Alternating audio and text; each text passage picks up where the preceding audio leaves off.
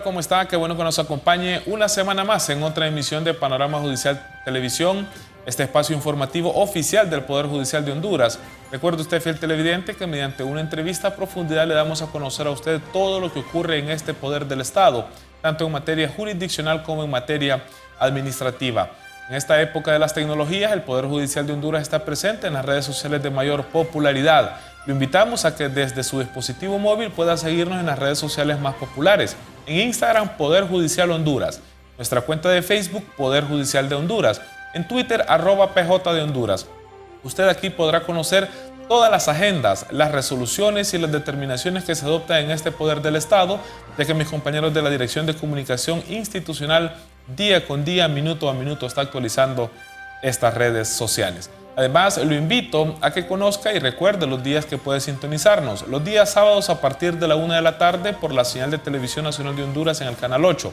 Los días domingos a partir de las 8 de la noche en Suyapa TV Educativa y los días lunes a partir de las 6 de la tarde por la señal de Canal 20 en Congreso Nacional Televisión, así como las repeticiones durante toda la semana.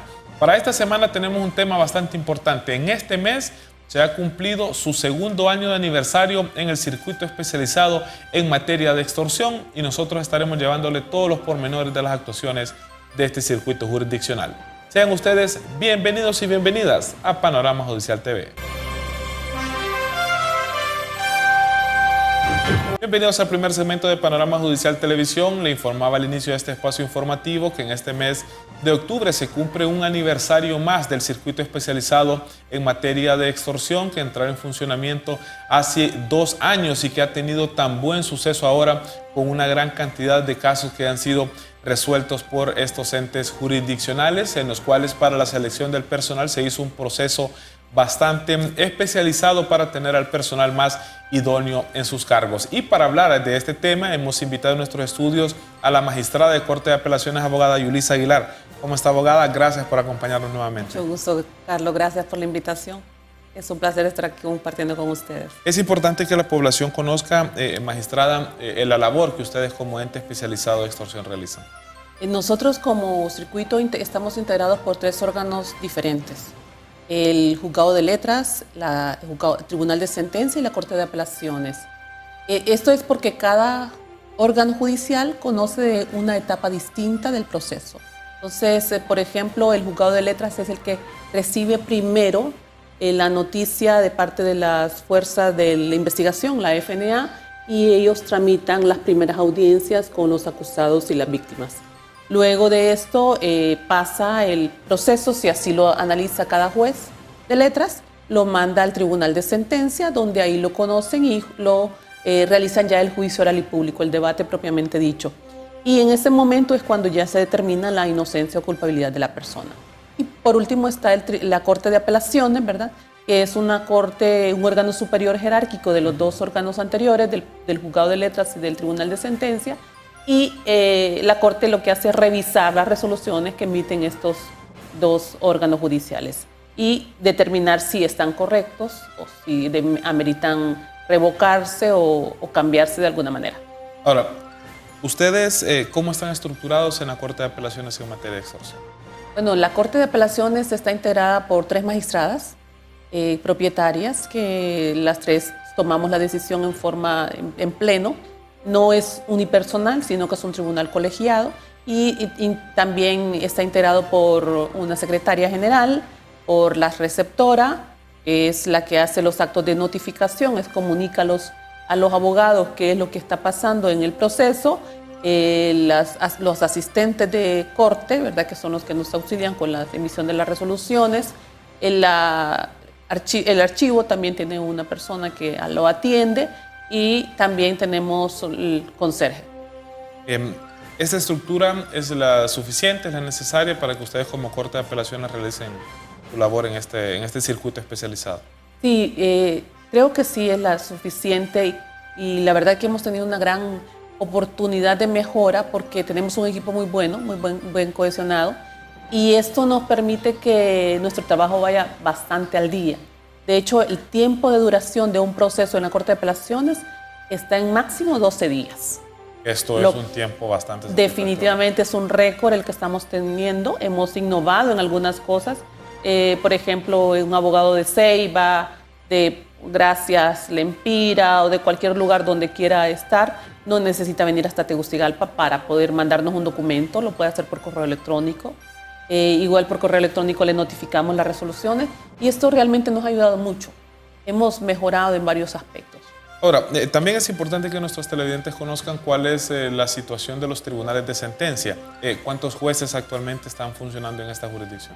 Los tribunales de sentencia son actualmente 4 jueces, ¿verdad? Igual los tribunales de sentencia tienen un órgano de secretaría general, tienen un secretario adjunto que les auxilia con las audiencias, tienen igual receptores para efectos de hacer los actos de comunicación, archivo, asistente de sala y igual conserjes. O sea, sí tiene toda la estructura necesaria para trabajar adecuadamente. En el caso de los juzgados de letras, ¿cuántos jueces actualmente hay aquí en Francisco Morazán? En el caso de los juzgados de letras, el año pasado ya se nombró a un juez más, ¿verdad? Entonces tenemos 2 jueces de letras y en San Pedro Sula hay 1 también nombrado. Y el resto del país lo conocen a prevención los demás jueces de letras que no son del circuito, no son especializados, sino que conocen de materias generales. Muy bien, ya me he hecho referencia de la ciudad de San Pedro Sula, que precisamente era mi siguiente interrogante. En San Pedro Sula tengo conocimiento que no hay tribunal de sentencia y corte de apelaciones. ¿Cómo se trabaja entonces una vez que el juez de letras da su resolución luego de la audiencia inicial o la audiencia preliminar? Una vez que el juez de letras decide que el proceso debe seguir a juicio oral y público, lo manda hasta Tegucigalpa al tribunal de sentencia, ¿verdad? Y si es un recurso o que las partes decidan revisar un proceso ante la Corte, igual lo remiten aquí. Es decir, todo el país a nivel nacional, la Corte de Apelaciones es la que conoce el proceso. Igual el Tribunal de Sentencia conoce a nivel nacional. Entonces, imagínense la carga, es bastante trabajo el que existe, pero hemos estado tratando de sacarlo al día lo más posible, ¿verdad? Como le contaba la experiencia de la Corte, tenemos un máximo de 12 días de duración de un proceso y el Tribunal de Sentencia también está trabajando arduamente en sacar toda la carga procesal que tiene, que es bastante. Decía yo en mi introducción que ustedes son un circuito especializado y usted me hacía referencia además de los juzgados de letras en el interior del país. ¿Cuánto se ha ganado jurisdiccionalmente con tener un tribunal especializado en materia de extorsión, sobre todo por la gran cantidad de casos que se han presentado últimamente? Y es de que precisamente una de las investigaciones que yo hace poco estaba haciendo era establecer la carga laboral de algunos tribunales de sentencia del interior y se ha notado una disminución en el trabajo de ellos porque ya hay un órgano especializado y concentrado aquí en Tegucigalpa que conoce de los procesos de extorsión. Entonces sí ha existido una disminución de la carga en los otros tribunales del interior. Igual de los jueces de letras también. Y esto creo que también ha mejorado el trabajo de los juzgados de letras, en este caso en materia de extorsión, porque quizás las resoluciones son más apegadas al proceso que continúa en los tribunales de sentencia y posteriormente en una corte de apelaciones. Sí, la ventaja que se tiene es que se trabaja directamente, por ejemplo, con el Ministerio Público, que tiene personal asignado exclusivamente para el circuito. La Defensa Pública igual ha asignado defensores públicos para el circuito y la Fuerza Nacional Anti-Extorsión ya sabe directamente a quién abocarse. Entonces, hay una mejor facilidad en el trabajo entre los órganos que están involucrados. Hablamos del Ministerio Público, los agentes de investigación, todas las personas que están involucrados se le da un mejor servicio al usuario. Ahora, abogada Aguilar, ¿qué es un tribunal especializado o un circuito especializado en este caso en materia de extorsión? Un tribunal especializado es un tribunal que tiene... todos los órganos jurisdiccionales tienen competencia, conocen de determinada materia. Por ejemplo, usted tendrá el de familia, el de civil, el de laboral. Y en el ámbito penal, la especialización va circunscrita al delito que estamos conociendo, ¿verdad? Entonces, somos especialistas en extorsión. Esto significa que conocemos modus operandi, que entendemos los impactos del delito, el daño que se comete, las modalidades en que se comete. Podemos distinguir este delito de otros y identificarlo de algunos delitos que pueden confundirse, que no necesariamente son los mismos.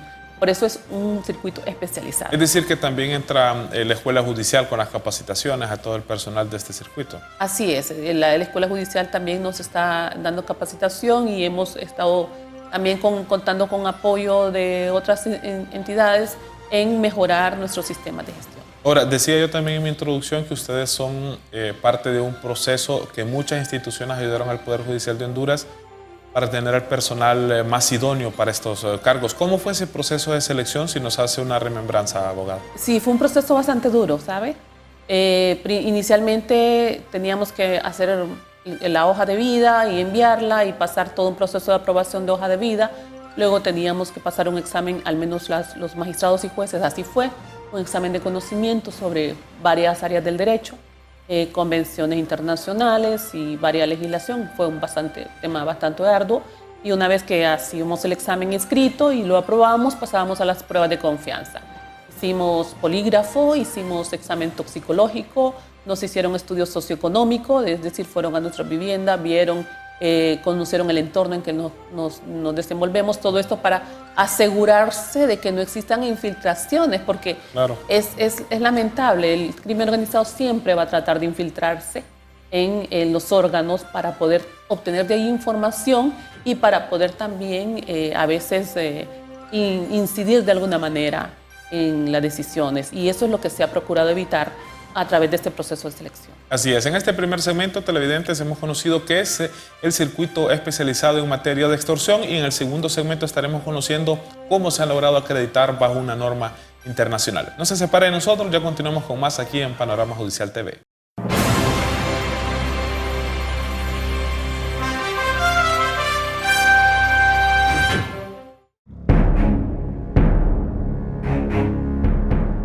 Solo hay una manera efectiva y segura de frenar la extorsión. Haga su parte, colabore con las autoridades, llame al 911 y haga una denuncia responsable. Su llamada es confidencial y la reacción de las autoridades rápida y eficaz. Ayúdenos a combatir la violencia y la delincuencia. Programa de apoyo al sector Seguridad Paz, financiado por la Unión Europea y el Estado de Honduras.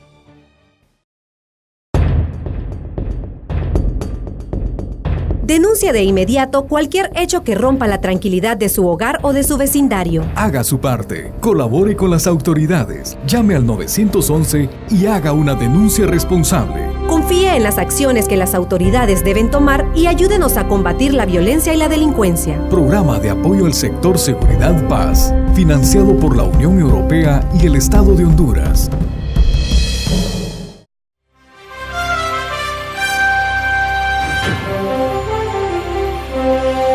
Bienvenidos al segundo segmento de Panorama Judicial Televisión. Les decía yo en el segmento anterior que este circuito especializado en materia de extorsión se ha acreditado bajo una norma internacional conocida en el ámbito legal como la norma JICA Justicia de la República de Costa Rica. Ha sido un proceso de varios meses que incluye la participación de todos los empleados. Abogado Yulisa Aguilar, importante mencionar que ustedes ya lograron esta acreditación bajo una norma internacional. ¿Cómo lo lograron?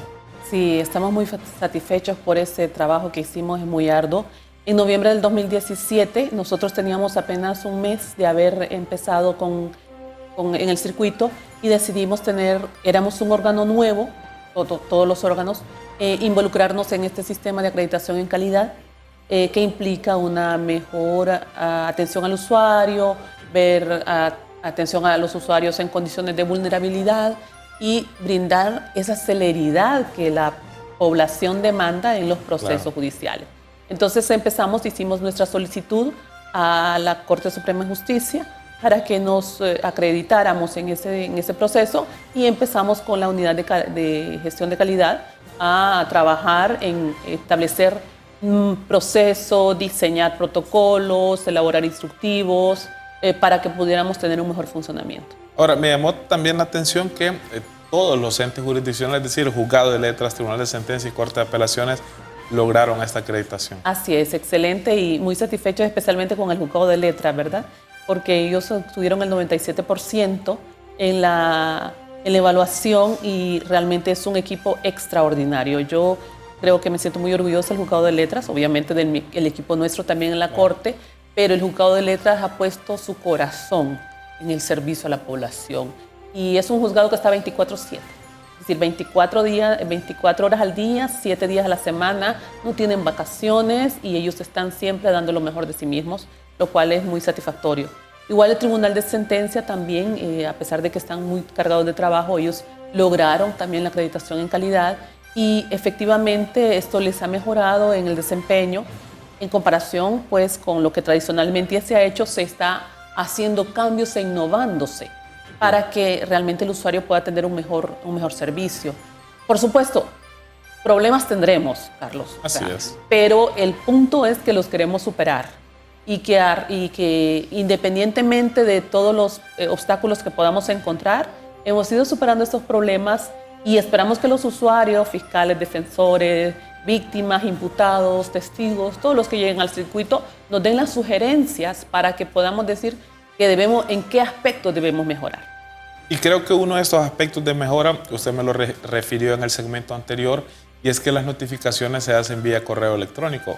Es a donde apunta el Pleno de Magistrados de la Corte Suprema de Justicia con la política cero papel, pero creo que agiliza los plazos también. Definitivamente es increíble cómo agiliza y cómo los abogados se acostumbran al sistema. Claro. Imagínense, por ejemplo, había ocasiones en que un abogado tenía que venir desde Ceiba, Santa Rosa de Copán, acá, a hacer un personamiento, un escrito que le tarda 2 minutos presentar. Entonces ahora desde la comunidad de su oficina puede enviar esta información al correo electrónico oficial de la Corte de Apelaciones y se queda así notificado de las resoluciones. Ahora, ¿esto significa que ustedes como Pleno también se integran rápidamente para fallar los recursos que han interpuesto? Sí, eso es algo muy positivo en nuestra Corte. incluso, por ejemplo, nosotros no hacemos oficialmente, plenos, que tenemos estandarizado un día y una hora. No, es en cualquier momento, como estamos siempre ahí.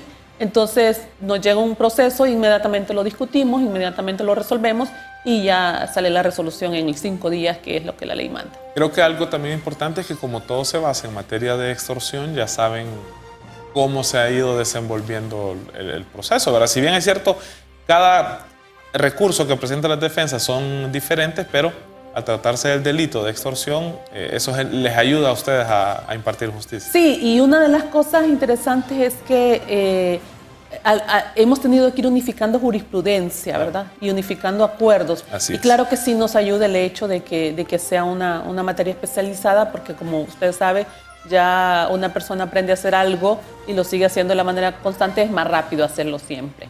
Entonces, eso sí nos ha fortalecido. Pero que se hayan acreditado les da pie para seguir trabajando mejor, ¿verdad? Totalmente de acuerdo, buscando maneras de innovar el sistema, de ver cómo mejoramos. Yo creo que será difícil que logremos reducir más los plazos, claro, ¿verdad? 12 días es un tiempo bien prudencial.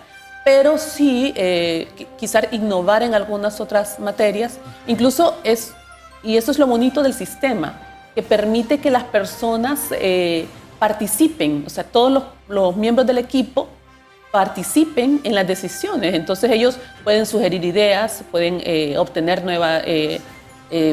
brindar otras oportunidades de mejora, claro, y eso nos facilita mucho el trabajo. Así es muy importante. En este segundo segmento, por esta semana, le estaremos presentando nuestro resumen del Tribunal de Sentencia, así como más noticias que han ocurrido en el Poder Judicial de Honduras y que nuestros compañeros de la Dirección de Comunicación Institucional se lo presentan en este resumen. Veamos. La Sala Primera del Tribunal de Sentencia con jurisdicción nacional por unanimidad de votos condenó a Donaldo Enrique Silva a una pena total de 30 años con 8 meses de reclusión por los delitos de asesinato en su grado de ejecución de tentativa, robo agravado continuado en su grado de ejecución de tentativa en perjuicio de Juan Manuel Aguilar y portación ilegal de armas de fuego de uso comercial en perjuicio de la seguridad interior del Estado de Honduras, a quien se le impuso las penas de 16 años con 7 meses, 9 años con 5 meses y 4 años con 6 meses de reclusión respectivamente por los delitos antes referidos. También condenó al ciudadano Ramón Castro López a una pena total de 26 años con 2 meses de reclusión por los delitos de asesinato en su grado de ejecución de tentativa, robo agravado continuado en su grado de ejecución de tentativa y en este caso en perjuicio de Juan Manuel Aguilar, imponiéndole penas de 16 años con 7 meses, 9 años con 5 meses respectivamente. Como consecuencia del fallo, los encausados fueron condenados a las penas accesorias de inhabilitación absoluta e interdicción civil por el tiempo que dure la condena impuesta. Asimismo, en la Sala Primera del Tribunal de Sentencia con Jurisdicción Nacional continúa el desarrollo del juicio oral y público contra los ciudadanos Alexander Mendoza, Jairo Anguar Orellana Recinos y Denis Adalid Paguada, por suponerlos responsables del delito de asesinato en perjuicio de las fiscales del Ministerio Público Marlene Janet Vanegas Brevé y Olga Patricia Eufragio Murillo.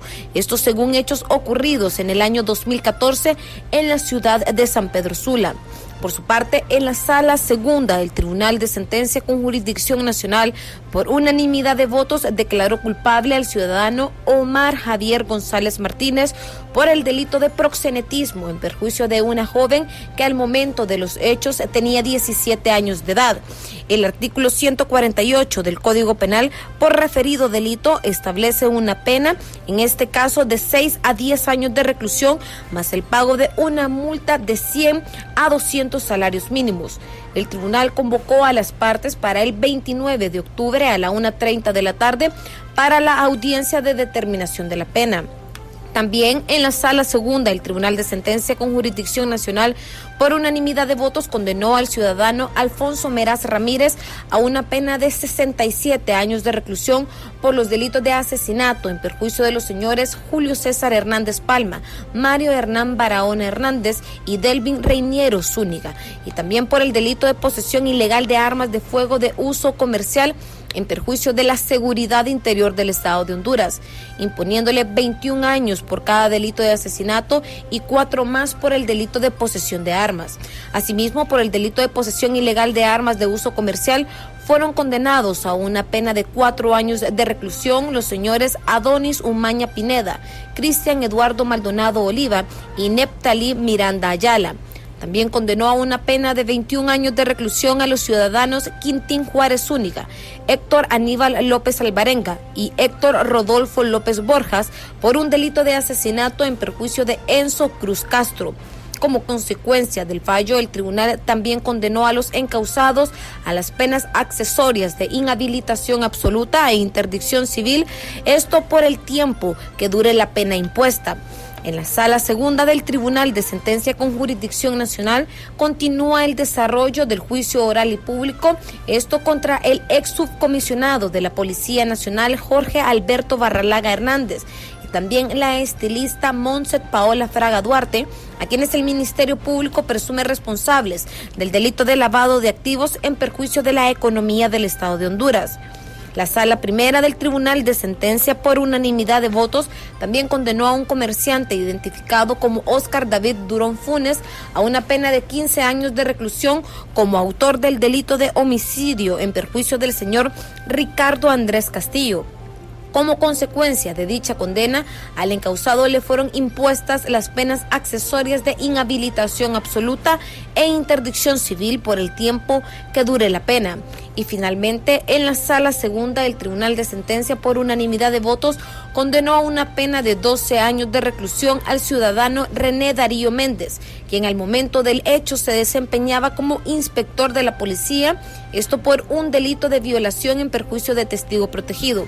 El tribunal también condenó al encausado a las penas accesorias de inhabilitación absoluta e interdicción civil por el tiempo que dure la condena. Lucía Vilars para Panorama Judicial Televisión. Sandra González es una estudiante del Instituto Hondureño Juan Ramón Molina de la capital. Ella es una persona no vidente que realiza su práctica estudiantil en el Centro de Justicia Civil, demostrando que no posee ninguna limitación y que los retos se los pone uno mismo. En este juzgado pues hemos tratado de romper ese tabú. Queremos que realmente la población sienta de que no solo en el Poder Judicial, específicamente en este tribunal, se le está dando la oportunidad a todo tipo de personas, sin ningún tipo de discriminación. Realmente ese es nuestro reto, que podamos darle la oportunidad a todo tipo de personas, sea la condición especial que tenga. Esa es nuestra misión, poder apoyar a la población en ese sentido, de que sientan de que el Poder Judicial tiene las puertas abiertas para poder apoyarlos. Bueno, lo que más me ha gustado de estar acá en el Poder Judicial es que no sentí una distinción de personas. El mismo trabajo que yo hago, entonces lo hacen también otros practicantes. Tal vez no he hecho lo de mantenimiento todavía, pero es porque por una parte es más difícil, pero no me siento, por decirlo así, incapaz de hacer muchas cosas. Así que para mí esta fue lo mejor, la verdad. Uno de mis mayores sueños es estudiar. Me gustaría poder sacar una carrera que sí me guste. La verdad, siempre me cuesta bastante decidirme por las carreras. Y luego de eso, me gustaría trabajar y poder ayudarle a mi familia.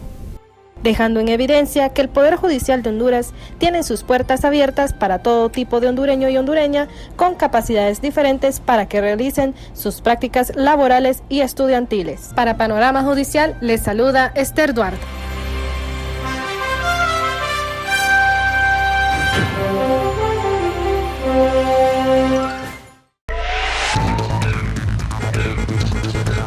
Si no respeta la ley, el esfuerzo de todos es inútil. Cumplir y hacer cumplir las leyes, respetar las autoridades y confiar en nuestras instituciones es su deber como ciudadano.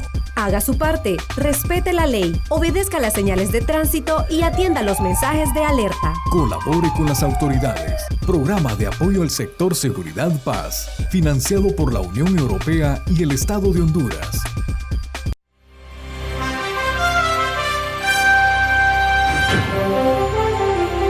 Bienvenidos al tercer segmento de Panorama Judicial Televisión. Les recuerdo, televidente, que estamos conociendo todo lo concerniente al trabajo del circuito especializado en materia de extorsión, pero para este segmento estaremos conociendo toda la labor que realiza la Fuerza Nacional Antimaras y Pandillas, que antes era la Fuerza Nacional Antiextorsión, y que laboran para beneficio de los usuarios, tanto del Poder Judicial de Honduras como de la ciudadanía en general. Nos acompaña en este tercer segmento Mario Fu, quien es el portavoz de la Fuerza Nacional Antimaras y Pandillas. Mario, es muy importante que nuestros televidentes conozcan qué tienen que hacer en el caso de que sean víctimas de la extorsión. Bienvenido a nuestros estudios. Gracias, Carlos. Un saludo. Por supuesto, también un saludo a los compañeros, a los amigos televidentes que nos sintonizan en casa. Gracias por la oportunidad de dar a conocer lo que se está desarrollando desde la Fuerza Nacional Antimaras y Pandillas y, por supuesto, orientar a la población qué hacer al momento de que se vean amenazados por estos grupos criminales que ejercen el tema de la extorsión. Nosotros desde la Fuerza Nacional Antimaras y Pandillas continuamos insistiendo que la falta de denuncias se convierte en una fortaleza para estos grupos criminales, quienes, aprovechándose del temor que existe en cada uno de los ciudadanos, al final pues logran su objetivo, que es mantener este tema de la extorsión y recaudar fuertes sumas de dinero por concepto de extorsión. Lo primero que uno se le ocurre como ciudadano es llamar al 911. ¿Ustedes tienen algún lineamiento para seguir y evitar ser víctima de una extorsión? Es muy importante pues, orientar a la población en ese sentido porque existe una línea especializada desde la Fuerza Nacional Antimaras y Pandillas para recepcionar cada una de las denuncias en aquellos casos donde la población se vea no intimidada únicamente, Carlos, por el tema de la extorsión, ya que desde el nacimiento de la Fuerza Nacional Antimaras y Pandillas se ha ampliado el abanico de delitos que se combaten desde esta institución. Recuerde que a partir del 1 de julio de 2018 dejó de ser la Fuerza Nacional Antiextorsión, que estuvo por más de 5 años combatiendo de frente este delito. Ahora se combate asociación ilícita, tráfico de armas, venta de drogas, el mismo delito de la extorsión, robo de vehículos. Es una serie de delitos que pues se generan desde las maras y pandillas, pero en este caso el renglón más grande sobre las actividades criminales que se ejercen desde maras y pandillas es el tema de la extorsión. La línea 143 permanece activa los 7 días de la semana, las 24 horas del día. Personal totalmente certificado que le garantiza, pues en este caso, el anonimato y la confidencialidad de la persona que está denunciando. También pueden seguir haciendo uso del 911 porque es un aliado estratégico en este tema del combate a la criminalidad. Se mantiene un trabajo de la mano con el personal del 911, quien canaliza inmediatamente las denuncias al personal de la Fuerza Nacional Antimaras y Pandillas y se le da el mismo trámite como que estuviera denunciando a través de la línea 143. Es importante también mencionar que actualmente ya se cuenta con otras herramientas, tales son las plataformas de redes sociales. En lo que va de este 2019 se ha recepcionado una cantidad significativa de denuncias a través de Facebook y el Twitter, donde nos pueden encontrar como Fuerza Nacional Antimaras y Pandillas, y también se garantiza de que cada una de las denuncias se le da el mismo trámite como que usted lo esté realizando, ya sea vía llamada telefónica o de forma personal en nuestras oficinas, las cuales aquí en Tegucigalpa están ubicadas en la calle Los Alcaldes, calle que conduce de la tribuna hacia la Universidad Católica, unos metros antes de la residencial Portal del Bosque. Ahora, es importante entonces que se denuncie para tratar de evitar que las personas sean extorsionadas. En este caso, pues como le reiteraba Carlos, la falta de denuncia se convierte en una fortaleza para ellos. Es muy importante dejar claro de que es difícil tratar de pues combatir este delito si al final las mismas autoridades no tienen conocimiento que usted está siendo víctima. En este caso, la primera recomendación, y creo que la más fuerte para combatir este delito, es el tema de la denuncia. Le puedo mencionar, Carlos, que en este año 2019 la Fuerza Nacional Antimaras y Pandillas ha recepcionado más de 1.900 denuncias a través de todas las plataformas que yo anteriormente le he mencionado. Estas denuncias ha dejado la captura de más de 1.500 personas, en su mayoría miembros activos de organizaciones criminales que ejercen este tema del delito de la extorsión. En este trabajo que se está realizando de la mano entre Fuerza Nacional Antimaras y Pandillas, Ministerio Público y la parte tan importante que desarrolla el Poder Judicial, se ha logrado de que más de 1.350 personas de las que han sido capturadas hoy permanezcan recluidas en los diferentes centros penitenciarios del país. Esto porque el Ministerio Público ha logrado con su carga probatoria pues prácticamente evidenciar la comisión del delito por parte de estas personas, y en este caso pues el juez ha emitido el auto de formal procesamiento con la medida de detención judicial, y ellos hoy están a la espera de enfrentar un juicio donde no se descartan penas bastante severas. Este es el trabajo que está dejando pues prácticamente como resultado la denuncia que está interponiendo la población, y por supuesto el compromiso que existe desde los agentes de la Fuerza Nacional Antimaras y Pandillas, un equipo muy capacitado de fiscales que ha designado el Ministerio Público, y en este caso la labor pues tan fundamental que se está ejerciendo desde el Poder Judicial, en este caso los tribunales antiextorsión. Una vez que se realiza la denuncia, Mario, entonces viene el proceso de investigación y a ver cómo se va a continuar el proceso para tratar de capturar a las personas. ¿Esto se hace de acuerdo a un análisis o hay un protocolo a seguir por parte de los agentes de la Fuerza Nacional? Sí, en este caso es muy importante también dejar un poco claro el escenario en el cual se realiza pues prácticamente el procedimiento una vez que se interpone la denuncia. ¿Por qué, Carlos? Porque son varios los escenarios que se dan en cuanto al tema de la amenaza o la intimidación que quieran generar estos grupos criminales. Algunos los hacen vía nota manuscrita, donde exponen que pertenecen a X grupo criminal, mara o pandilla, y le están exigiendo X cantidad de dinero a la persona. En este caso ellos exponen que conocen pormenores o detalles relacionados a la vida tanto social, económica o familiar de la víctima, y en este caso pues el agente al cual se le designa el caso, pues ellos establecen algunos protocolos a seguir. En el caso de que lo hagan vía llamada telefónica, también es otro protocolo el que se sigue. En este caso depende del escenario en el cual estos grupos tratan de generar la intimidación, pero lo importante de todo ello es que el personal, en este caso los agentes de la Fuerza Nacional Antimaras y Pandillas, están totalmente capacitados y certificados en este tema del combate a este delito de la extorsión, y los números, en este caso las estadísticas que se han obtenido año con año, pues reflejan este compromiso y por supuesto la efectividad de cada una de las operaciones que se desarrollan desde la Fuerza Nacional Antimaras y Pandillas. Es importante destacar, Mario, como hacías referencia al trabajo de ustedes como ente investigador, posteriormente la Fiscalía presentando requerimientos fiscales y la parte de los juzgadores. Pero esto es un problema de país, que todos los poderes del Estado se han visto inmiscuidos para tener la Fuerza Nacional Antimaras y Pandillas, que buen suceso ha tenido. ¿Esta es la mejor manera de combatir este flagelo, trabajando todos unificados? En este caso, pues tenemos que sumarnos todos para no dejarle únicamente la carga a la parte tanto investigativa, a la parte judicial, porque recuerde también de que en nuestros barrios y colonias todos somos responsables de tratar de mejorar pues ese clima de seguridad y no tratar de ver este fenómeno de la extorsión como algo normal y ya prácticamente pues arraigarlo al tema de la cultura en nuestros barrios y colonias. En este caso, pues nosotros hemos sido enfáticos en el tema de que es importante de que todos nos sumemos a al combate del delito de la extorsión, porque se ha tocado fondo ante la desidia por parte de la misma ciudadanía que ha decidido omitir o prácticamente dejarlo de una forma normal o normalizar este tema del delito. Es importante que todos nos sumemos.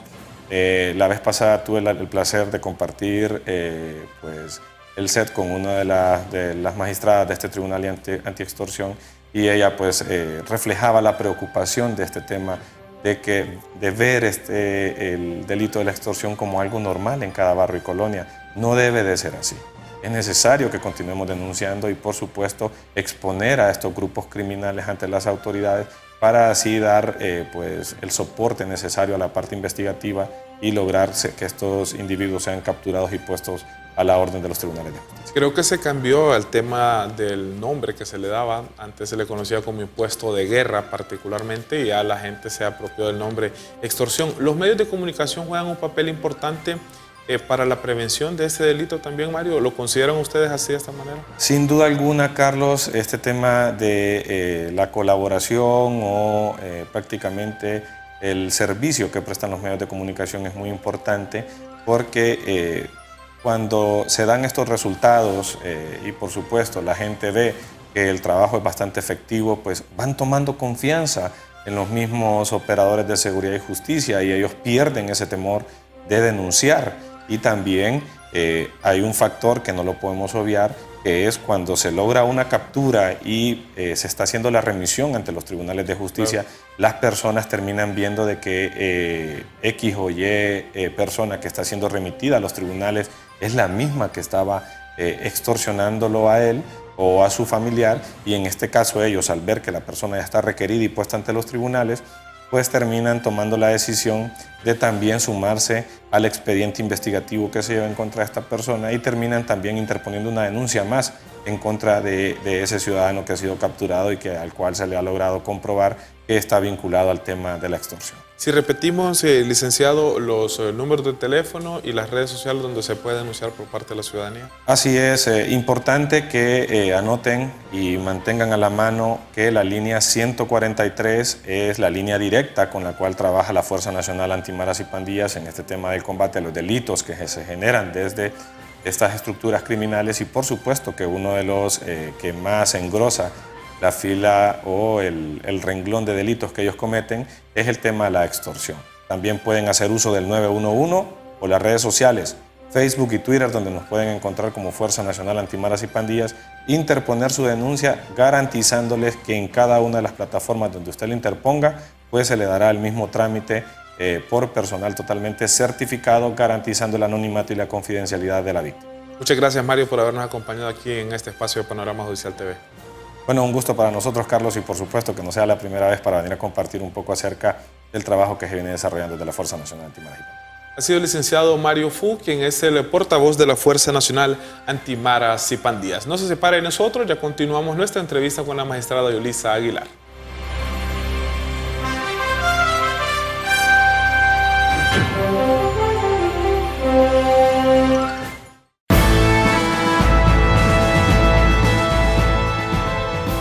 Nuestros organismos de seguridad y justicia trabajan juntos para combatir con eficacia a la delincuencia. El compromiso de todos es brindarle a usted y a la ciudadanía hondureña la tranquilidad que merece. Haga su parte, colabore con las autoridades, no se quede callado. Llame al 911 y denuncie. Programa de apoyo al sector Seguridad Paz, financiado por la Unión Europea y el Estado de Honduras.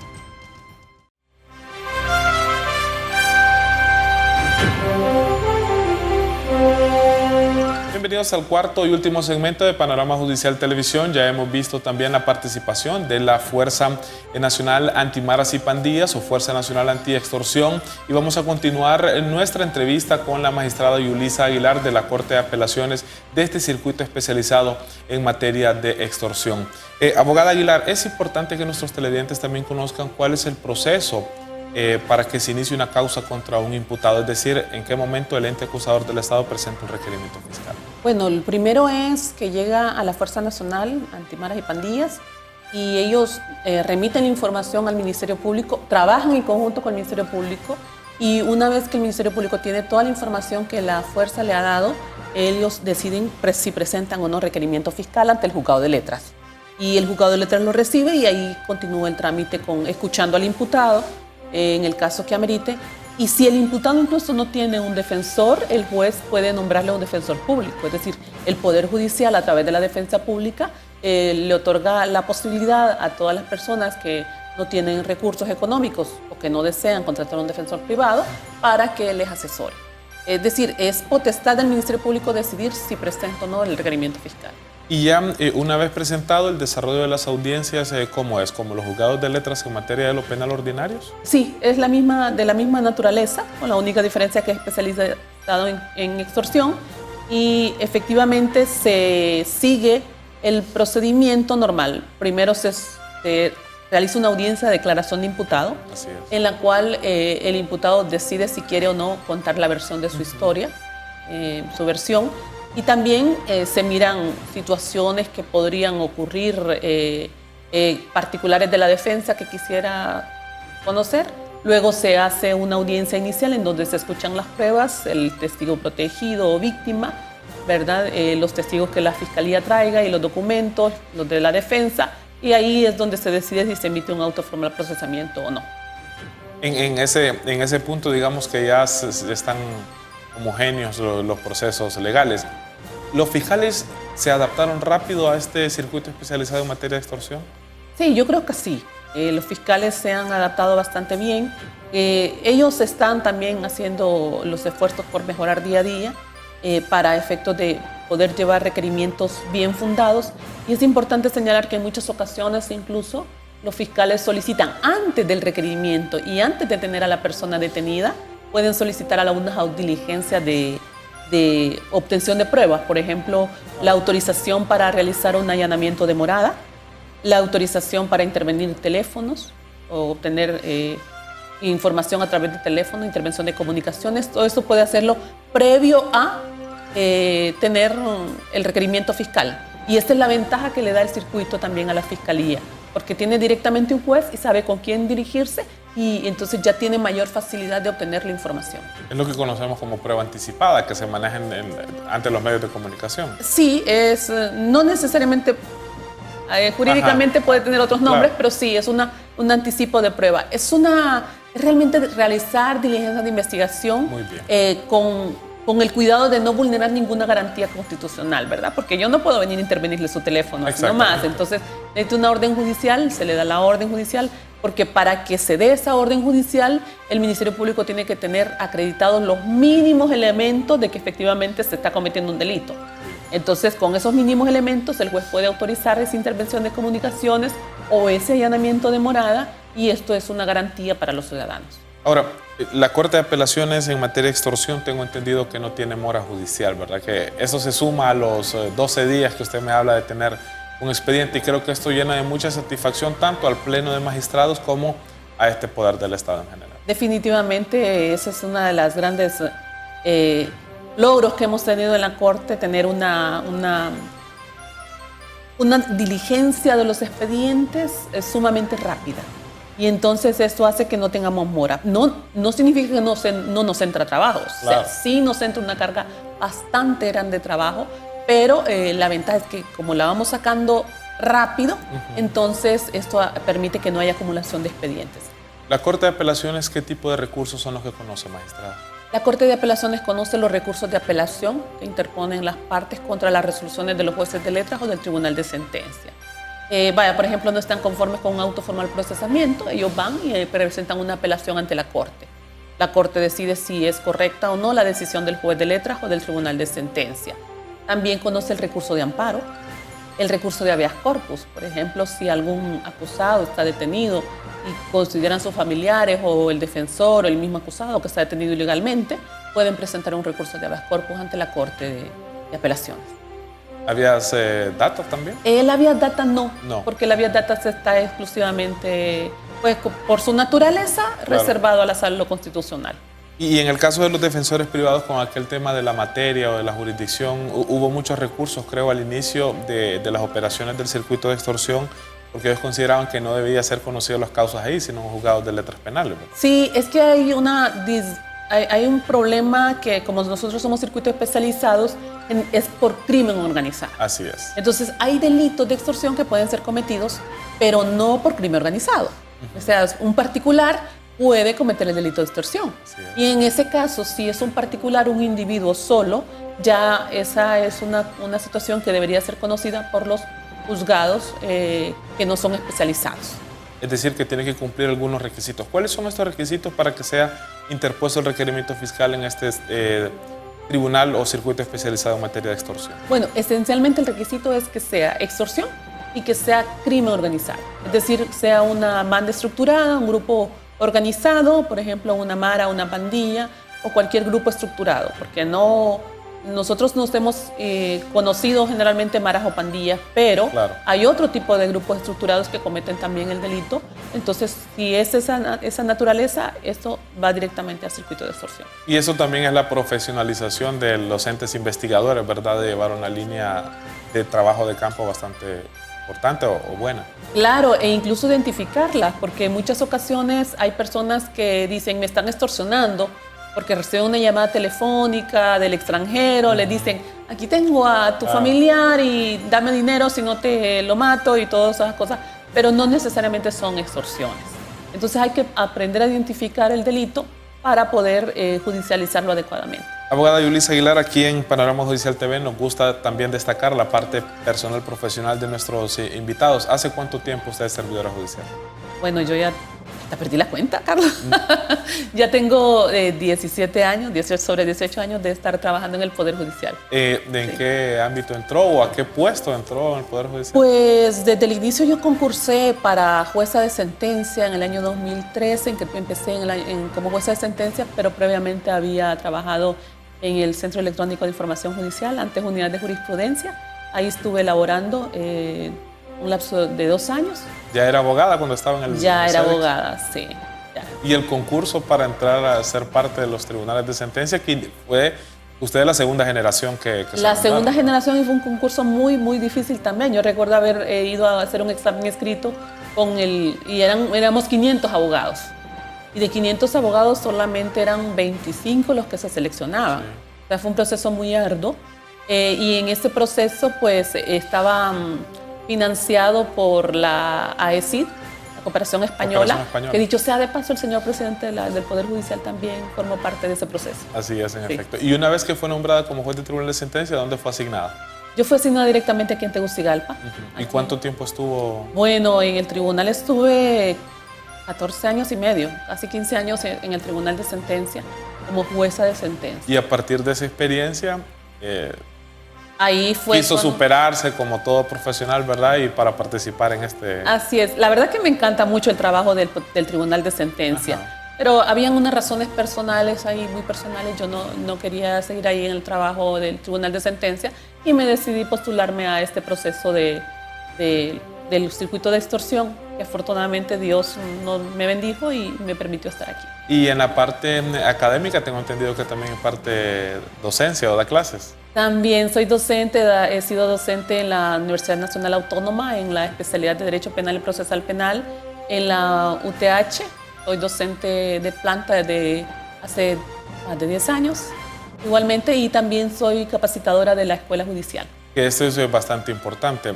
Usted forma a los estudiantes y posteriormente ya les da los lineamientos en la Escuela Judicial.